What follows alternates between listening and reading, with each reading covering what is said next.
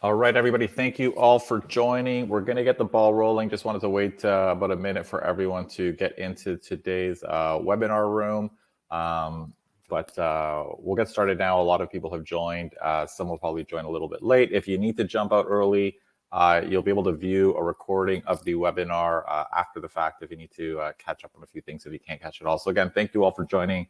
My name is John Pasalis, President at Realosophy Realty. I like kind of hosting these monthly webinars just to kind of unpack some of the things that we're seeing on the ground in the housing market, and of course a place for for all of you potentially to ask any questions that you have about the market or some of the trends that we're seeing on the grounds today. So if you can post them in the chat, we have Ermi Desai and Sydney from Realosophy joining us today who are being keeping an eye on your comments. So feel free to post them in the chat either publicly or privately.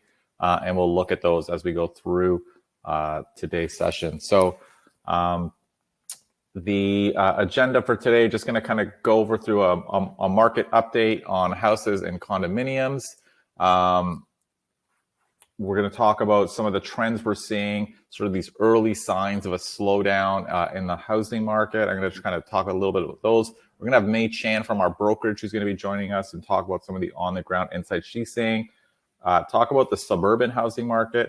I talked about it and wrote a report last year referring it to as a bubble, and we're going to look at how things have progressed over the past year, and then touch a little bit on Canada's housing market, from a global perspective. And again, anytime you have questions, feel free to post them in the chat, and either Sydney or Ermi will jump in and just to kind of go over those questions. So just going to go through some of these trends at a high level pretty quickly.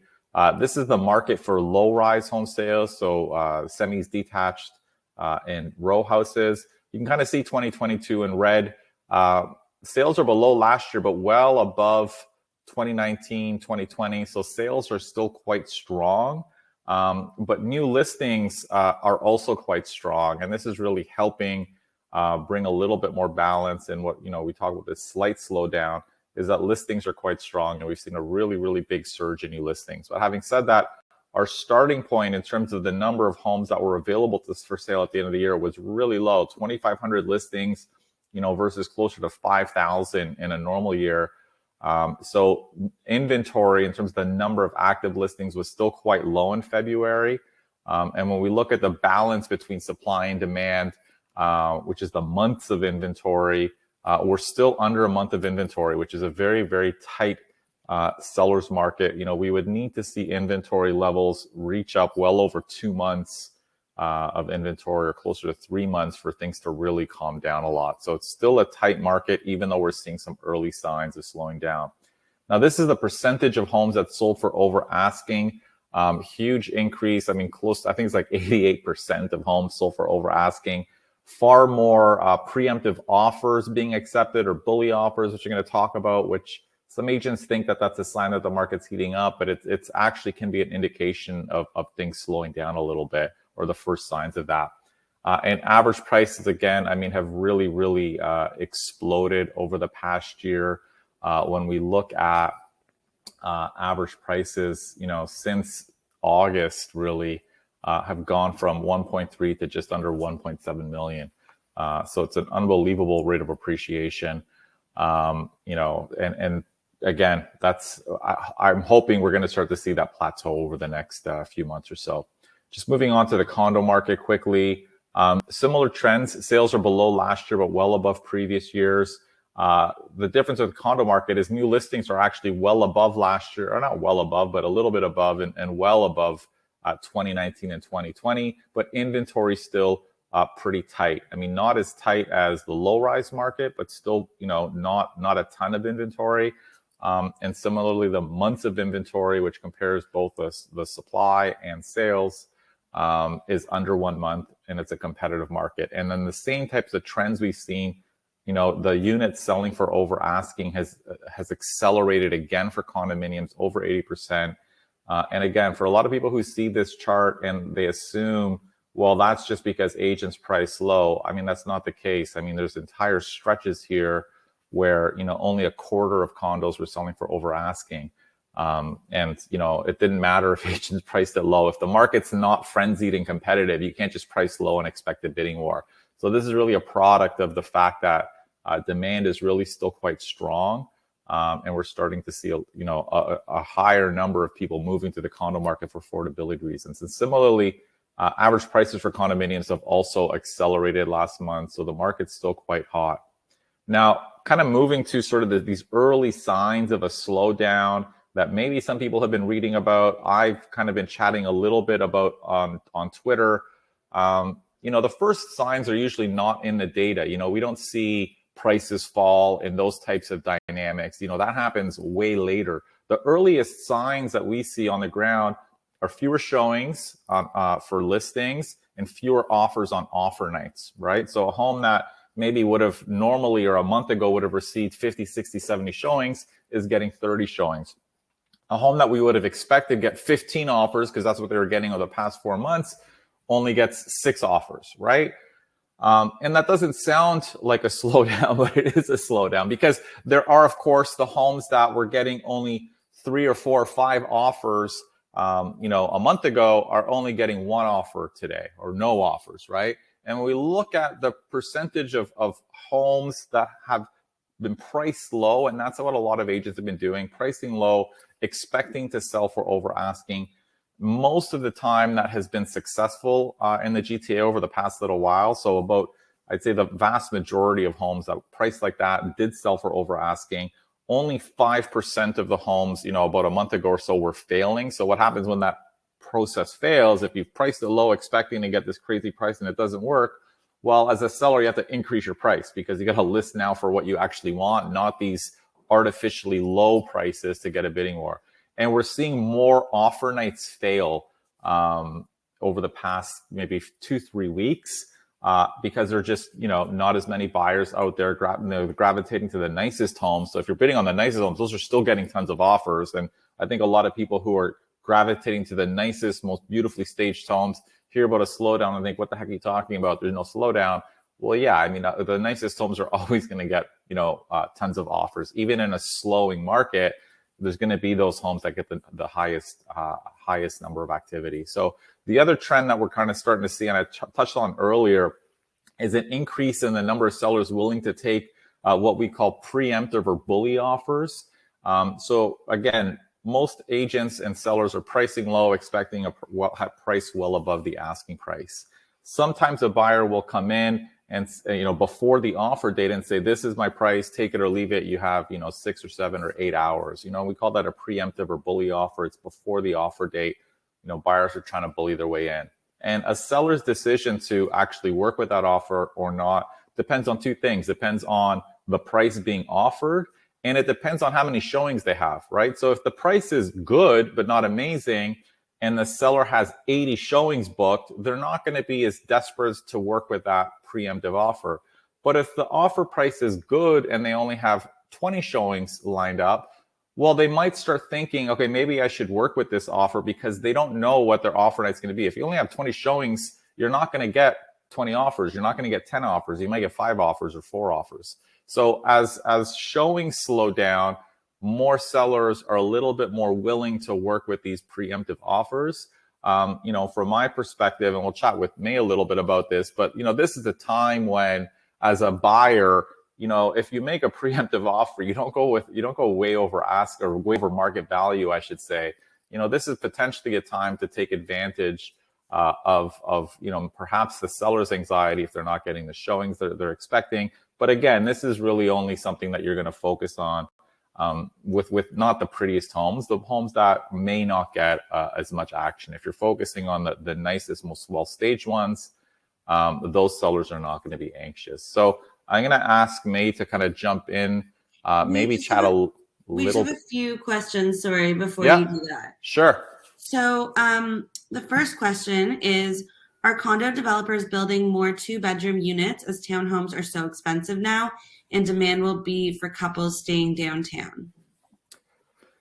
I think we're definitely seeing a few more 2-bedroom units. But again, the 2-bedroom units that a lot of builders are building right now are really quite small. Like, average unit sizes in pre-construction buildings have declined a lot over the years.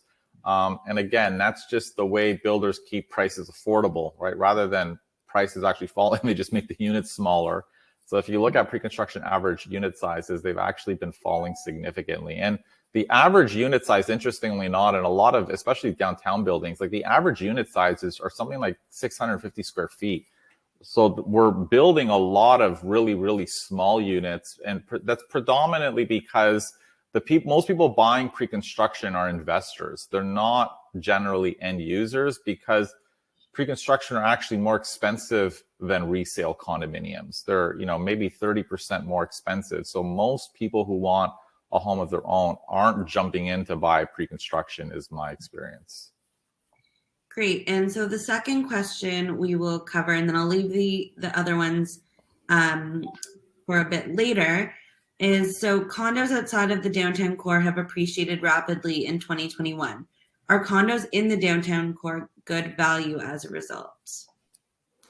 Yeah, I'd say like the downtown core generally is probably better value, but the downtown core has seen prices accelerate a little bit as well. But generally, I mean, it depends on what you mean in terms of value. If you're looking for investment or end user, as an end user, if you're buying a 2-bedroom condo, yeah, I mean, you could still potentially get units in the 800 to 900,000, which is obviously still expensive. But given sort of the downtown location, yes, they're different value, decent value. And you're right, the spread between suburbs and downtown has shrunk, which makes downtown generally, both for houses and for condos, look a little bit more attractive. Great. And I will keep the other ones for a bit later. Awesome. May, thanks for joining us today. I wanted May to join from our sales team to kind of maybe chat a little bit some of the on-the-ground insights you've been seeing in terms of offer nights and the situations that you've been seeing on the ground with your clients. Yeah, I am seeing a bit of a slowdown. So instead of houses getting 10, 15 offers, they're getting a few. Maybe, the ones that are really nicely staged, they're getting, 5 to 8. And then the ones that maybe need a little bit more work, that has good bones, are getting just 1 or 2. Mm-hmm. Yeah, that's interesting. I mean, I think a lot of people hear 8 offers and they think that is still crazy, which, I mean, obviously it's still a lot. But when you look at, I mean, when we consider the fact that out of those 8 offers, there's probably only 2 or 3 that have realistic offers, right? A lot of the offers on offer nights tend to be not strong because a lot of agents aren't doing their homework. So you're really, even with a bidding war with like 8 people, you're still only competing with maybe 1 or 2 other people if you yourself have a good competitive offer. I completely agree with you. I think from my experience of what I see, it's usually a 1/3 type of rule. I find that if there's like 10 offers that come in, 1/3 of that is on the higher end of the market value, 1/3 of that is probably in the mid-range. And then of course you are going to get some of the lowball offers, hopeful buyers that just wants to put their offer through. So even if there are 10 offers, you're really actually competing against, 3 or 4 true market value offers, like you said. Awesome. Mm-hmm. Any transactions or sales kind of that jump out recently that are interesting or noteworthy to kind of talk about that you think were interesting? Yes. So I was able to help my client find a property downtown in the core in Little Portugal. It was a spacious 3-bedroom, 2-bath house. My clients were getting buyer's fatigue. They were ready to step out of the market and say, I'll just wait until the market falls. But wait, who knows when the market is gonna fall, right?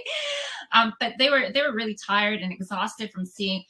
There were houses that we had potentially wanted to bid on that got 30 and 50 offers in January when we saw this market go insane. So they were ready to give up, and I said, listen, like, stay with me. Tough markets don't last, but tough buyers do. So thankfully they did. And we just kept our hands on the pulse, and we came across this property that wasn't the prettiest in terms of finishings. You can tell that it needed a paint job, and there was parquet flooring. The appliances were, probably 30 years old. But the cabinets were decent, maybe just needed a fresh paint job. It was a good sized house, about 1,300 square feet, and with an extremely deep lot, like 130 feet deep, so big backyard, right in the heart of downtown in Little Portugal, with 2-car parking on a private drive. For the price my client got it for was 1.32. Wow. And when we looked at comparables, we were expecting the house to sell for more because renovated properties in that pocket were selling for 1.65, even last year's market. So they definitely got a pretty good price on this one. Yeah, I mean, I think that's a good story because, again, I've talked about this in past webinars that, the best thing to do is try to find value. I looked at the listing that your clients bought, and it wasn't, per se, like a dumb fixer-upper. It's just very dated, right? And didn't have the nicest photos. And again, when people ask me, like, would you buy a home in this market? It's crazy. That's a very good example of, I would never lose any sleep spending 1.3 million on a house downtown that's a semi with double car parking. You know what I mean? To me, that's tremendous value. And I think, I think those are good examples of how to find some value in a competitive market, and maybe not chase all of the most nicely staged homes, because those tend to probably sell for over market value. So that's a good story. And what was surprising about it was that they only had 2 offers. Yeah. In today's market, which is still a seller's market. Yeah, and I think that's because the home was not a stage. Those are the ones that get fewer offers, or less frenzied, or less competitive. No one walks into a home with, ugly painted walls and parquet flooring thinking this is my dream home, right? They don't get it as emotional. And I think those are why those homes tend to offer a lot more value. Awesome. I don't know if we have any questions, Sydney, or if we should kind of... So we do. Yeah, okay, we can take some of these now. So in your opinion, would you sell a King West condo and move to the suburbs now, or do you think it's better to wait it out?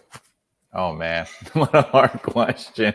It's suburbs are so expensive. Like, I hate trying to answer these because a lot of this is like, trying to time the market, and I don't know where the market's going. If I had to guess, probably downtown will probably do relatively well. The suburban low-rise market will slow down because it's gone up the most, right? But I don't know. It's very tough to advise. Personally, I think it's important to, think about making these decisions, based on also personal circumstances, because it's so hard to time the market. But my instinct is probably downtown over the next little while will probably do better, partly because it hasn't accelerated as rapidly as the suburbs have.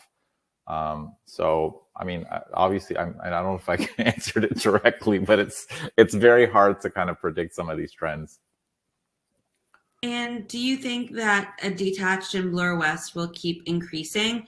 Very little supply there, and prices are so high. Yeah, I think very similarly. The what's interesting, and one of the things that we talk about in our sales meetings, one of the interesting dynamics is that the downtown market, it's gone up, but not nearly as much as the suburbs. I was just looking at stats for the suburbs, and we're going to go through them in a bit. But virtually all of the suburban home markets, home prices have nearly doubled in 2 years. And prices downtown Toronto have not doubled in 2 years, right? So I do think, over the next 5+ years, we're probably going to see a shift back to cities. And I think that's going to probably help support and probably leads to downtown prices sort of outperforming the suburbs, in the next 5+ years or so.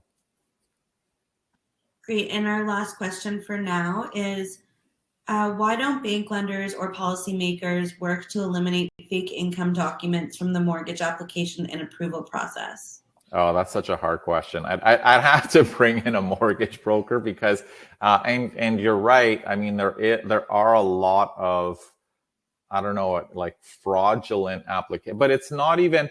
So before I talk about that, in some cases, there are fraudulent applications in the process. In some cases, people are going to private lenders who are not as, don't have the same requirements that a big, one of the big 6 banks do. And they're just paying higher interest rates. So it's really tough. If someone wants to get financing and buy an investment property, there's a way to do it, and they just might have to pay higher interest rates. So it's going to be tough to kind of get rid of that going forward. Great. We can move on, and we'll take any other questions at the end. Awesome, May. Thank you so much for joining us today. Thank you. All right.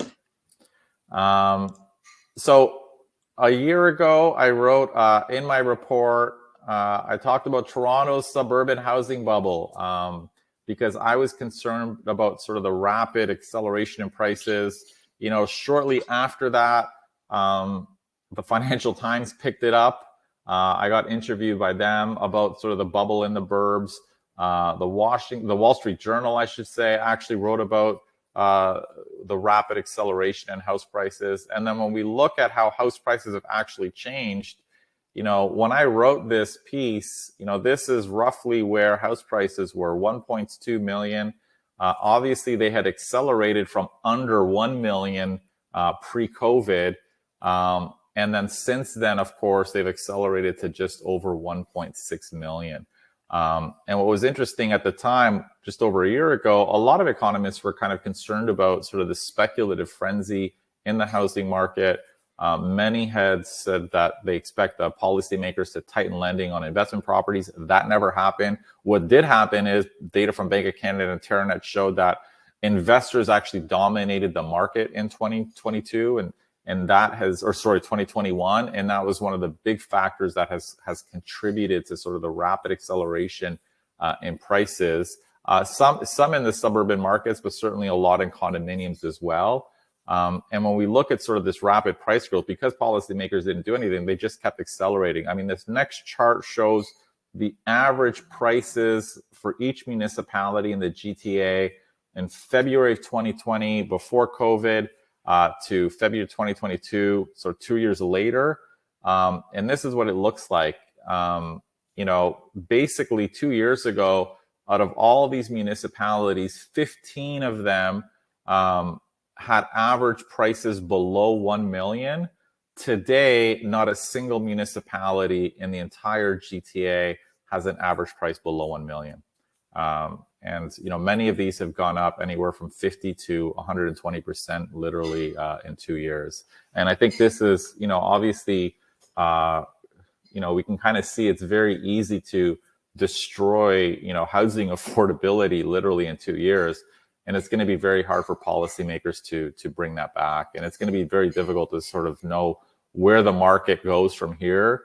Obviously, households are far more indebted than they were a couple of years ago, and there's a lot of economic uncertainty.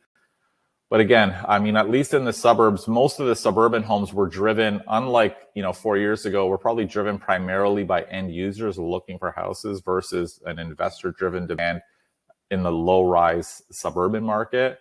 Many of the investors probably that have kind of bought homes based on the Bank of Canada data, I suspect, are not people who actually went and bought homes that were listed for sale, but probably people who upsized or moved out of the city, but kept their current home as an investment property.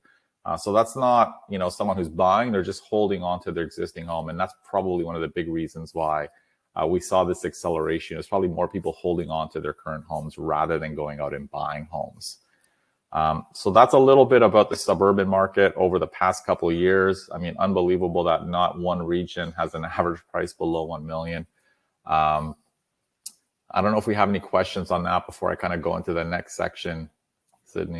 We do have questions, but I think we should keep them for the end. They're pretty in-depth. Okay.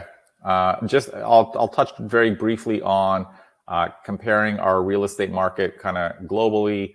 I mean, this is a chart of house price growth since 1990, an index for the G7. We can kind of see Canada in red has outpaced all the other countries. And I thought this is important because a lot of people think, everything that's going on in the US or whatever is very similar. We're well above the growth in the US. But one thing that makes Canada very unique, I'd say, is that, in a normal market, house prices usually rise along with rents. I mean, there's usually a normal kind of a tight relationship with that. But Canada is one country where that relationship is disconnected. I mean, Canada again here is red, and this is the price to rent ratio growth in G7 countries. And Canada's through the roof, which means that home prices have exploded, rents have not. And this is partly because investors in Canada don't really care about rents. I mean, they just buy for the capital appreciation, the growth in house prices, which is not a normal phenomenon. Most investors around the world want to buy based on sort of the cash flow and want the cash flow to make sense. And we kind of see most of these other countries have actually, like the US has not seen the price to rent ratio actually change very much since 1990, whereas Canada's price to rent ratio is nearly 3 times what it was. So, when we look at the price to rent ratio itself, I mean, this is basically looking at how much more, what sort of ratio are home prices relative to the annual rental prices. So for example, if the price to rent ratio is 20, it means that home prices are 20 times annual rents. So if we look at the price to rent ratio in the GTA, we can kind of see that the price to rent ratio has really exploded. I mean, this is in blue, this is for low rise prices, and the price to rent ratio has gone from 30 to about 47 literally over the past couple of years. So basically home prices are about almost 50 times annual rents, which is really off the charts. And condominiums are just under 30 times annual rents. And again, I think this is one of the disconnects between, these investors who are holding onto their homes. They don't care about the rental income because of this expectation that prices will keep rising, which has been a correct expectation over the past 15, 20 years, because our population is growing faster than, than our ability to build. But eventually that ratio is going to kind of come back into line. Because you can't have prices exploding and rents not increasing. And the difference between rents is they can't rise that rapidly because they're truly constrained by incomes, whereas house prices, you can get co-signers, you can get, people, family to invest with you to kind of help make it more affordable, but, you can't really do that with rental properties. So that's a little bit about kind of the latest trends in the market. I don't know if we have any additional questions. Yes, we do. So I'm going to start here. We have quite a few. So in 2017, 2018, you spotted a buildup of prices in the suburbs, which did result in a bit of a correction. What do you think could trigger a slowdown, even end users? What do you think could trigger a slowdown, even end users? Could rising interest rates affect buyers? Yeah, I mean, 100%. So rising interest rates are not going to are going to certainly impact what buyers can spend, right? And what could trigger a slowdown this time is going to, I think, be very different from 2017. This is most likely going to be a recessionary slowdown. I mean, if we look at all of the trends and the data, most economists are thinking that we are probably going to see a recession, in the near future. And when that happens, we're probably going to see over the next at least 12 months, rates increase, which makes it harder for buyers to afford homes. And, this is going to cool demand, right? So we don't have to have mass unemployment for prices to fall. We just have to have fewer buyers able or willing to pay today's prices, right? And if that happens, you start to see potentially some downward pressure on prices in the future if people just can't afford it anymore. And of course, if interest rates go from, now people are getting variable rates in the mid 1% range or under 2%. Well, if that goes to 2.5% or 3%, that's going to have a significant impact on people's ability to spend, today's prices. So, I mean, again, I don't think that's going to happen this year, potentially next year. I mean, we don't know, but I think once we start to see some of those dynamics, I could certainly put some pressure. And I posted a tweet this morning, actually, or last night, I can't remember, about New Zealand's market. And they're starting to see some of these signs of a cool down and some easing in prices. And, the interesting quote that I pulled out, which I thought was interesting, was that a lot of this is driven by buyers who are unwilling or unable to pay, the prices that sellers are asking, right? And that could certainly happen, 9+ months from now, where because of higher rates and because of higher costs to everything, gas, like food, all of those things, buyers just might be in a position where they're unable to pay these really, really high home prices. So our next question is, interested to know how much rents have gone up in 2021 in the suburbs since home prices went up so much. How much have rents gone up in the suburbs? Rents have not gone up very much in the suburbs. I mean, rents have rebounded. So rents actually fell, especially downtown in the condo market. They fell quite a bit at the beginning of COVID, but rents have actually rebounded and are probably just above COVID, pre-COVID levels. So rents have not accelerated very much, I'd say, for low-rise homes, which is partly why the price to rent ratio has just exploded, right? Because rents are not nearly keeping up with the growth in house prices. So I think the statistics I had were, I don't have them in front of me. It was, like the average low-rise home was something like 1.6 million. I have to do the math, but the average rent was something like $3,000 or something like that, or 3,200, which is not a lot. I mean, not a lot for that type of a price of a home, I should say. So our next question is, do you think the suburban detached will fall 10 to 15% or flatten?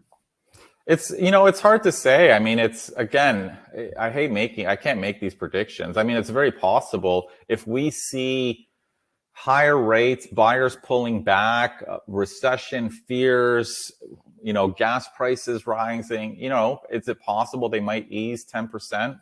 Yeah, I mean, it's possible. Again, like I don't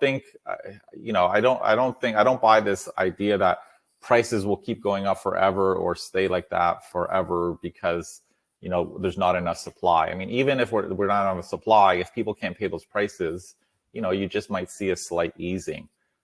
So I do think it's possible. I don't know when or to what extent. And I think that's the important thing, is to kind of keep an eye on these dynamics, because I think I've talked about this in the past. I mean, I think one of the big factors is, once people's beliefs about, the market has changed. And that was the one interesting thing about the story I posted about New Zealand. They were talking about how the beliefs had changed. Fear of missing out had turned to fear of overpaying. I think the headline was FOMO, turns to FOOP or something like that, the fear of overpaying, which I thought was kind of funny. And I think this is an important, dynamic to keep an eye on. It's hard to measure, but we can kind of start to see these signs in the ground if buyers start being fearful of paying too much. And that is likely what can trigger an easing in prices in the future. Okay, our next question. How do you see the war impacting house prices? So again, I think the war, directly doesn't impact prices, but it's all of the ripple effects that the side effects of the war, and one of those, of course, is much higher gas prices, much higher potentially food costs. I mean, some of these things that, and certainly if it gets worse, it could obviously be a much bigger problem. But right now, I think what we're feeling are kind of these economic side effects of higher prices, higher gas price, all of these things. And that's certainly, if that continues, it's going to impact people's ability to buy in these outer suburbs, if gas prices stay the way they are. So it's hard to say, but certainly if the war progresses and gets worse, yeah, I mean, it could have a significant impact on the economy, and people's beliefs and concerns about the future as well. So I think it is certainly important to keep an eye on that as well. Do you see $1 million houses pre-COVID coming back to that price range ever again? I don't know. I mean, prices have gone up, like I said, in the suburbs, like 80%. I mean, so will prices fall that rapidly? I don't know. I'd be surprised if they fell that rapidly. Like at the end of the day, I do think that, I think it's possible that prices are going to fall, but I think there is a floor to how much they'll fall. Again, partly because our population is continuing to grow much faster than we're building, right? And it doesn't mean prices can't fall. I think that just means that there's, they're not going to fall, like they're not going to fall 50% or something like that, or unlikely, right? Because there's still a lot of people who need housing. So I don't know. I mean, it's tough to say, but it's certainly, I don't know if we're going to get to the pre-COVID price levels, if that's kind of what we're hoping for. I don't know if that's going to happen. I'd be surprised if we do. Okay, just a few more. So our next one is, in Brampton, every investor is speculating on future growth. No one cares about cash flow and most want to sell on assignment. Do you see any risk in this strategy? Repeat that one more time. Yeah, so in Brampton, every investor is speculating on future growth. No one cares about cash flow and most want to sell on assignment. Yeah. Do you see any risk in this strategy? Massive risk. It's so funny. I mean, I'm not going to speak specifically to Brampton, but, I was just speaking with or hearing from a couple of lawyers who are concerned that, who deal with pre-construction, for example, right? And they review contracts for buyers. And, one of their observations was that, a couple of years ago, every pre-construction buyer, when the lawyers would ask them, well, why are you buying this? The goal was to rent it out, to hold it onto it as an investment. And the one shift over the past 6 to 12 months is that all the investors who are buying have no intention of actually closing on it. They want to assign it, which means that they don't want to take possession. They want to flip it before it's even done. And the majority of them actually don't even have the means to close on it if they needed to, which means if the building was finished and they were supposed to take possession, they actually don't have the income and the equity to actually take possession. And this is a massive risk and potentially a systemic one. If a lot of these buildings get completed and these buyers can't close on them, and especially if we consider the fact that many of these investors are paying way more than resale prices today. So if prices plateau a little bit in the future and they don't get up to what they paid, I think it's a huge risk. I mean, I think this is the speculative side of the market that I think is probably the most problematic and most vulnerable part of the housing market. When you have just people buying purely for, this is all speculation, what this question is about, just buying for the future growth.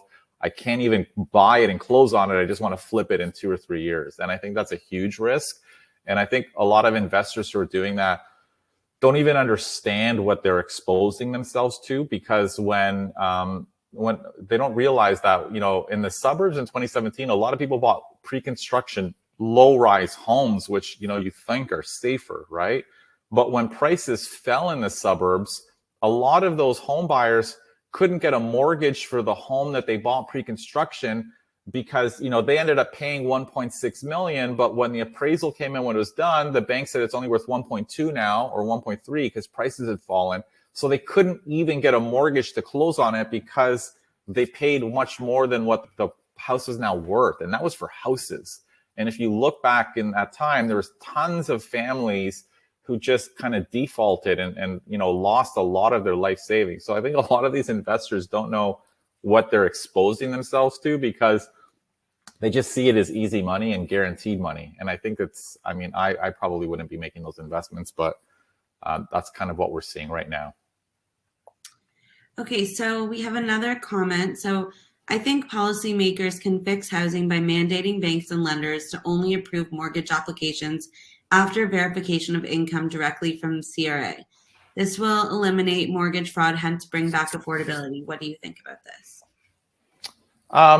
Yeah, very possible. But again, I don't think there's as much will from policymakers. I mean, quite frankly, I think the way our whole financing system works here is everyone just turns a blind eye. Like you could completely lie on your mortgage application and say that you're moving into it as a principal residence.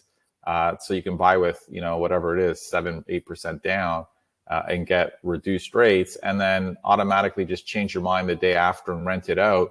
And nobody cares, as long as you're paying your mortgage, that's technically mortgage fraud because you're buying a property that you tend to use an investment property, but you lied on your application to get a better rate and buy with less down. And banks just don't really care about that. And so I don't think there's much will to tighten the requirements, quite frankly, from the federal government. They almost want sort of this kind of investment frenzy to keep going is what I've seen. Okay, so are you seeing more appraisals coming in short of selling prices? Not yet. I mean, because prices are still quite high, but I think if the market eases, then you're going to have some people who are paying ridiculous prices. And that's usually what happens. It's like, as we move into the spring market, things start to cool down. You're going to have these agents who are paying $50,000 more than a house is worth because that's what you used to do 6 months ago without realizing the market's not doing that anymore. And yes, those are going to be the buyers who are overpaying and might have a problem. So you need to follow the market quite closely. Okay, and this one might be also another hard one. Okay. Where do you think the best value is right now to invest? To invest, there's not a lot of. I mean, it's so hard to say because everything's so expensive in the GTA. Like you need a lot of equity, quite frankly, to even break even on your cash flow. That's important to me. I mean, if I was investing, quite honestly, I'd be looking at, and I've talked about this before, the areas that I think will outperform are probably urban areas. I mean, I'd be buying probably a triplex or something like that, close to the city, close to transit, because I think over the next 10 years, it will outperform the suburbs. And your rent will probably be a little bit better and easier to rent. So if I was looking at investment property, those are the ones that, many of my clients have looked at. So that's probably what I'd be looking at. Okay, and then just one more, I believe. We have, do you see a potential for condo and low-rise rent increase? Yeah, I think, and I tweeted about this on Twitter. I posted about this on Twitter a little while ago, that the trend we're seeing right now is actually rents increasing. Because again, we've had people leave there's this flights to affordability. Well, now that low-rise are not even affordable, people are giving up on buying a home. They're going to rentals, and we're seeing bidding wars for rentals in Guelph and in all of these smaller communities because prices are so high. So I do think we're going to see an increase in rents. The thing to keep in mind as an investor is you're not going to see rents go from $2,200 to $3,500 over the next 2 years. It's just not going to happen. People don't, again, rents are more truly constrained by income. Whereas house prices, we think in theory should be constrained by household income, but they're not, because, you can have external capital, people investing in housing, hedge funds investing in housing. They don't, it's not constrained by income. So I think it's important to keep in mind that rents, while they'll probably increase, they're not going to explode the way house prices did. Great. And so I guess all other questions can be directed to askjohn@movesmartly.com, but we don't have time for any more today, even though we have a few, but I think we covered a lot. Awesome. Well, thank you all for joining. Hopefully that was helpful. And like Sydney said, if you have any questions, please, send them over, askjohn@movesmartly.com, and I'll do my best to either answer them directly or kind of include them in my next report or our next Q&A next month. Thank you all again.